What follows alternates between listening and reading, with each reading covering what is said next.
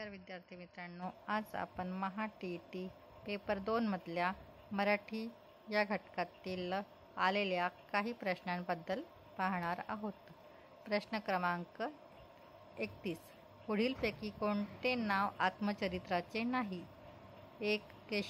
केशराचे सेत, दुसरे संपूर्ण बाळकराम, तिसरं ही श्रींची चौथं बहुरूपी.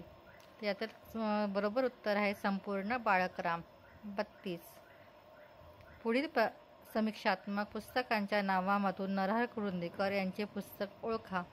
1 आहे घार आणि काठ, दुसरं अरिस्टॉटलचे काव्यशास्त्र, तिसरं साहित्य आणि सौंदर्य, चौथं जाळ्यातील चंद्र. याचं अचूक उत्तर आहे धार आणि काठ. प्रश्न क्रमांक 33. पुढीलपैकी कोणते प्रकारचे संस्था मुंबई बाहेरची आहे? 1 ग्रंथालय, दुसरे मौज, तिसरं पॉप्युलर आणि चौथं सुविचार प्रकाशन मंडळ. यातील सुविचार प्रकाशन मंडळ हे महाराष्ट्र बाहेरचे आहे.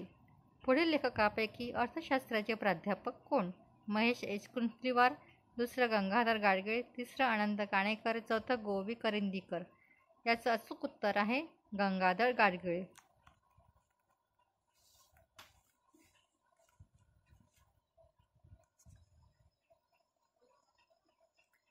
प्रश्न क्रमांक 35. पुढील जोड्यांमधून योग्य जोडी ओळखा. 1 श्रीनिवास विनायक कुलकर्णी, सोन्याचा पिंपळ, दुसरं राम गणेश गडकरी, सुदाम्याचे पोहे, तिसरं चिंतामणराव कोल्हटकर, आणखी चिमणराव, चौथं विद्याधर पुंडलिक बनगरवाडी. यातली आपल्याला योग्य जोडी निवडायची आहे, ती आहे श्रीनिवास विनायक कुलकर्णी, सोन्याचं पिंपळ. प्रश्न क्रमांक 36. अवतरण चिन्हामध्ये तुमचं बाळाकडे लक्ष नसेल तर तेच तुमचं लक्ष वेधून घेईल. या वाक्यातील काळ ओळखा. 1 पूर्ण वर्तमान काळ, दुसरं भविष्यकाळ, तिसरं भूतकाळ, चौथं अपूर्ण वर्तमान काळ. याचं उत्तर आहे भविष्यकाळ. कारण पुढील वाक्यात नसेल तर हा शब्द आल्यामुळे तो भविष्यकाळात वाक्य व्यक्त गेलेला आहे.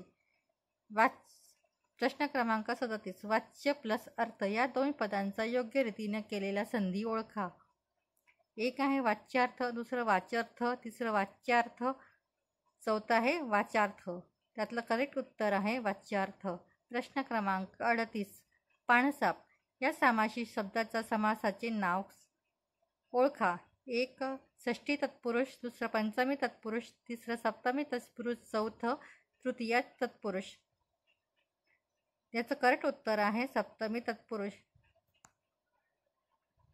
पाणसाप या शब्दाची फोड करताना आपण पाण्यातील साप असा सामासिक शब्द तयार करीत असतो. पाण्याचे साप, पाण्यातून साप, पाण्यामधला साप असे न करता पाण्यातील साप असा सामासिक शब्द आपण त्याची सामासिक फोड करतो. पाण्यातील साप, सदाते सलानाते हे सप्तमीचे तत्पुरुष समाजाचे उदाहरण आहे.